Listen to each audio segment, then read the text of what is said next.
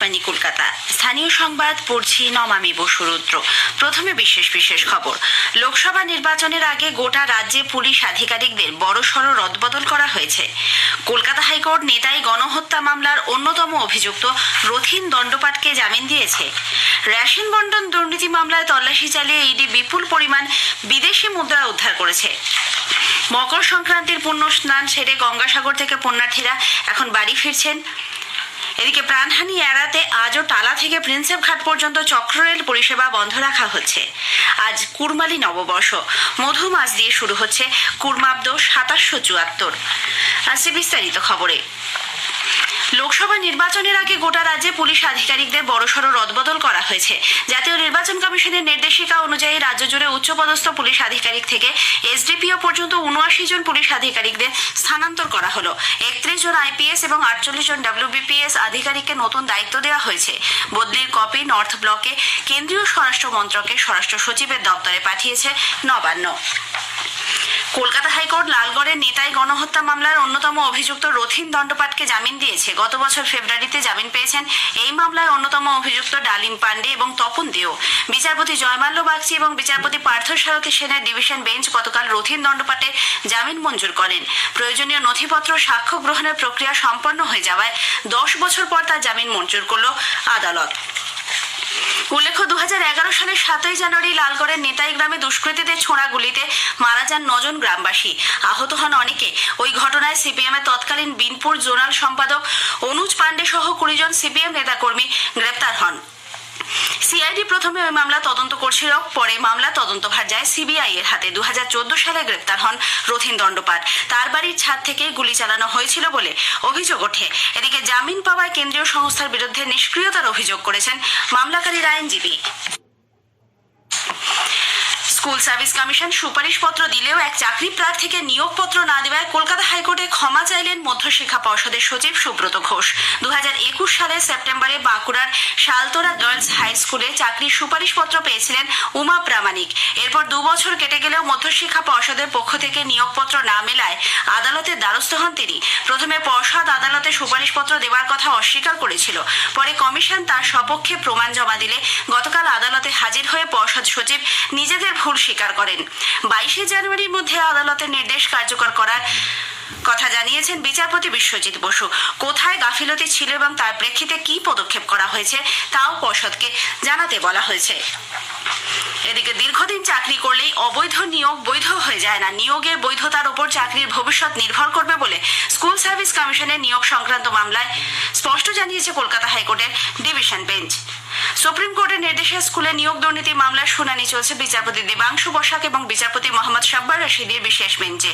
চাকরি প্রার্থীদের মেধা তালিকা প্রকাশিত হলে কি করে কারো সম্মানহানি হতে পারে সে প্রশ্নও তুলেছে বেঞ্চ। উল্লেখ্য, এসএসসি মামলায় নতুন করে মেধা তালিকা প্রকাশের নির্দেশ দেয় সিঙ্গেল বেঞ্চ। এ নিয়ে আপত্তি তুলেছিলেন চাকরি প্রার্থীদের একাংশ। রেশন বন্টনে প্রায় ২০,০০০ কোটি টাকার দুর্নীতি হয়েছে বলে ইডি জানিয়েছে। গতকাল এই মামলায় বনগাঁ পুরসভার প্রাক্তন চেয়ারম্যান ধৃত শঙ্কর আঢ্যের সঙ্গে জড়িত বেশ কয়েকটি জায়গায় কেন্দ্রীয় তদন্তকারী সংস্থা ম্যারাথন তল্লাশি চালায়। কলিন স্ট্রিটে তার বিদেশি মুদ্রা কেনা বেচার একটি সংস্থা থেকে প্রায় ৫ লক্ষ টাকার বাংলাদেশি মুদ্রা উদ্ধার হয়েছে। এই দুর্নীতিতে ব্যবহৃত বেআইনি অর্থ বৈদেশিক মুদ্রার লেনদেনের মাধ্যমে পাচার করা হয়েছিল বলে ইডির অনুমান। মার্কুই স্ট্রিটের একটি ফরেক্স অফিসে তল্লাশি চালিয়ে উদ্ধার হয়েছে নথিপত্র। শঙ্কর আঢ্যের চার্টার্ড অ্যাকাউন্টেন্ট অরবিন্দ সিংহের সল্টলেক সেক্টর 5 এর অফিস ছাড়াও তার ঘনিষ্ঠ ব্যবসায়ী আরএন মাইতির ফ্ল্যাটে তালা ভেঙে গতকাল অভিযান চালানো হয়। গ্রাহকরা যাতে তাদের বরাদ্দ অনুযায়ী খাদ্যশস্য পান তা সুনিশ্চিত করতে রাজ্যের সব রেশন দোকানে ওজন করার বৈদ্যুতিন যন্ত্র বসানো হচ্ছে। খাদ্য দপ্তরের উদ্যোগে ইতিমধ্যেই তা সব দোকানে পৌঁছে গেছে। ই-পসের মাধ্যমে গ্রাহকদের আধারের বায়োমেট্রিক যাচাই করে রাজ্যে খাদ্য বন্টন প্রক্রিয়া অনেক আগেই চালু হয়েছে। প্রায় ১০০% ক্ষেত্রে বায়োমেট্রিক যাচাইয়ের মাধ্যমেই রেশন দেওয়া হচ্ছে বলে খাদ্য দপ্তরের তরফে জানানো হয়েছে। বকেয়া মহার্ঘ ভাতা মেটানোর দাবিতে আন্দোলনরত সংগ্রামীর যৌথ মঞ্চ 19শে জানুয়ারি শুক্রবার কলকাতায় মহামিছিলের ডাক দিয়েছে। মঞ্চের আহ্বায়ক ভাস্কর ঘোষ সাংবাদিকদের গতকাল জানান, বেলা 12টায় শিয়ালদহ হাওড়া স্টেশন এবং হাজরা মোড় থেকে মিছিল শুরু হবে, যাবে শহীদ মিনার পর্যন্ত। বকেয়া মহার্ঘ ভাতা মেটানোর ব্যাপারে আলোচনায় বসার আবেদন জানিয়ে মুখ্যমন্ত্রীকে মঞ্চের তরফে চিঠি দেওয়া হয়েছে। সেই আবেদনে মুখ্যমন্ত্রী সাড়া না দিলে মিছিল হবেই। পাশাপাশি অনশনে বসার এবং 29শে জানুয়ারি থেকে সমস্ত সরকারি ও আধা সরকারি অফিসে লাগাতার কর্মবিরতির হুঁশিয়ারি দিয়েছেন তিনি। স্থানীয় সংবাদ শুনছেন আকাশবাণী কলকাতা কেন্দ্র থেকে। মকর সংক্রান্তির পুণ্য স্নান সেরে গঙ্গাসাগর থেকে পুণ্যার্থীরা এখন বাড়ির দিকে পা বাড়াচ্ছেন। আমাদের জেলা সংবাদদাতার একটি প্রতিবেদন।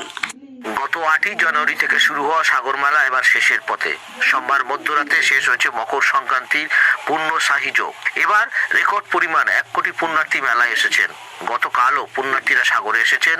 আজ থেকে বাড়ি ফেরার পালা চলবে। তবে আজ বাংলা ক্যালেন্ডারে পয়লা মাঘ। স্থানীয় বাসিন্দারা আজ সাগর স্নান করবেন। আজ থেকে গঙ্গা মেলা শুরু হবে। মেলায় আসা দোকান থাকবে আরো দিন 15।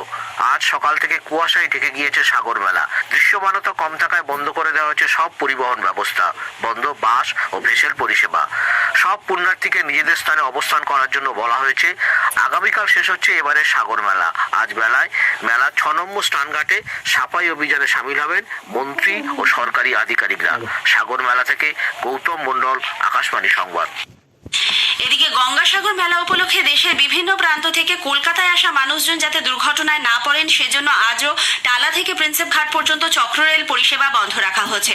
পূর্ব রেলের মুখ্য জনসংযোগ আধিকারিক কৌশিক মিত্র গতকাল এই সিদ্ধান্তের কথা জানান। প্রতি বছর গঙ্গাসাগর মেলা উপলক্ষে প্রচুর মানুষ কলকাতায় আসেন। বিভিন্ন প্রান্তে এই মানুষজন তারা এই আমাদের সার্কুলার রেল সম্বন্ধে এতটা অবগত নন। কিছু কিছু ক্ষেত্রে দুর্ঘটনার হাত থেকে আমরা সেই সকল পুণ্যার্থীদের বাঁচাতে পারছি। এই দুর্ঘটনা এড়াতে 16 তারিখ আমরা চক্র রেল পরিষেবা সম্পূর্ণরূপে বন্ধ রাখছি টালা থেকে প্রিন্সেপ ঘাট পর্যন্ত।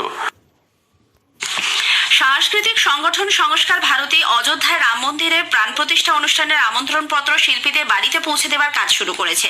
উল্লেখ্য, রাম জন্মভূমি তীর্থক্ষেত্রের পক্ষ থেকে সারা দেশে 1 জানুয়ারি থেকে 15 জানুয়ারি পর্যন্ত প্রত্যেক রাম ভক্তের বাড়িতে রাম মন্দিরের আমন্ত্রণ পত্র পৌঁছে দেওয়ার কাজ শুরু হয়। এই কর্মসূচির অঙ্গ হিসেবে রাজ্যের প্রতিটি জেলায় সংস্কার ভারতীর 1000-এর বেশি শিল্পী এই কাজে অংশ নিয়েছেন। সংগঠনের রাজ্য সম্পাদক তিলক সেনগুপ্ত জানিয়েছেন, রাম মন্দির সবার কাছে একটি রাষ্ট্রমন্দির ও জাতীয় সংস্কৃতির ক্ষেত্র। মন্দির উদ্বোধনের পর 3 মাস প্রতিদিন মন্দির চত্বরে দেশ বিদেশের শিল্পীরা তাদের শিল্পকলা পরিদর্শন করাবেন। এ রাজ্য থেকেও যাতে শিল্পীরা ওই সংস্কৃতির ক্ষেত্র দর্শনে যেতে পারেন তারই আমন্ত্রণ জানাতে এই উদ্যোগ। এদিকে অযোধ্যায় রাম মন্দির প্রতিষ্ঠার আগে গতকাল পৌষ সংক্রান্তির পুণ্যতিথিতে মেদিনীপুরের কংসাবতী নদীর গান্ধীঘাটে শ্রীরাম, মা সীতা এবং মহাবীরের বিগ্রহ সহ নবনির্মিত মন্দিরের দ্বারোদ্ঘাটন করেছে তৃণমূল কংগ্রেস পরিচালিত মেদিনীপুর পুরসভা। উপস্থিত ছিলেন বিধায়ক জুন মালিয়া, সৌমেন খান প্রমুখ। যদিও তৃণমূল কংগ্রেসের রাম মন্দির উদ্বোধন করাকে কেন্দ্র করে রাজনৈতিক চাপানোতর শুরু হয়েছে। অন্যদিকে মুখ্যমন্ত্রী মমতা ব্যানার্জির নির্দেশানুসারে ওই ঘাটে গত সন্ধ্যায় শুরু হয়েছে নদীবক্ষে গঙ্গা আরতি। এই জন্য কয়েকজন ব্রাহ্মণকেও বেনারস থেকে নিয়ে আসা হয়। আরতি দেখতে সাধারণ মানুষের মধ্যে উৎসাহ লক্ষ্য করা গেছে। আজ কুরবালি নববর্ষ। কুরবালি ক্যালেন্ডার অনুসারে গতকাল পৌষ সংক্রান্তিতে জার মাসের সমাপ্তির মধ্য দিয়ে বর্ষ শেষের পর আজ মধু মাস দিয়ে শুরু হচ্ছে নতুন বছর কুর্মাব্দ 2774। পশ্চিম মেদিনীপুরের ঝাড়গ্রাম সহ জঙ্গলমহলের বিস্তীর্ণ এলাকায় কুর্মী জনজাতিরা আজকের দিনটি আনন্দ ও উদ্দীপনার সঙ্গে পালন করছেন। ভোরবেলা জমিতে লাঙল করে শুভ দিনের সূচনা হয়। চলে বিভিন্ন ধরনের লৌকিক উপাচার। হাড় কাঁপানো ঠান্ডায় জবুথবু বঙ্গবাসী। গতকাল দিনের সর্বোচ্চ তাপমাত্রা 5 ডিগ্রি নেমে যাওয়ায় শীতের কামড় ভালোই টের পাওয়া গেছে। আজ সকালে সর্বনিম্ন তাপমাত্রা ছিল স্বাভাবিকের 1 ডিগ্রি কম, 13.6 ডিগ্রি সেলসিয়াস। আজ থেকে অবশ্য আবহাওয়া পরিবর্তনের সম্ভাবনা। আবহাওয়া দপ্তরের অধিকর্তা গণেশ দাস জানিয়েছেন, আজ হয়তো সাউথ 24 পরগনা, ইস্ট মিদনাপুরে কোথাও খুব হালকা ধরনের বৃষ্টি হবে। তবে 17 তারিখ, 18 তারিখ কোস্টাল জেলা ইনক্লুডিং কলকাতাতে চান্সেস রয়েছে যে সমস্ত জায়গায় কিন্তু সারাদিন ওভারকাস্ট আর তার সঙ্গে লাইট রেন এক্সপেক্টেড। পশ্চিমের জেলাগুলোতে চান্সেস রয়েছে যে বৃষ্টি খুব হালকা ধরনের হবে। নর্থ বেঙ্গলে একই, দার্জিলিং, কালিম্পং আজ কিন্তু বৃষ্টি পাবো ওখানে লাইট রেন। আর কাল থেকে কয়েকদিন ওখানে লাইট টু মডারেট রেন সব জেলাগুলোতে কিন্তু হবে। শেষ করার আগে স্থানীয় সংবাদের বিশেষ কিছু অংশ আরও একবার। লোকসভা নির্বাচনের আগে গোটা রাজ্যে পুলিশ আধিকারিকদের বড়সড় রদবদল করা হয়েছে।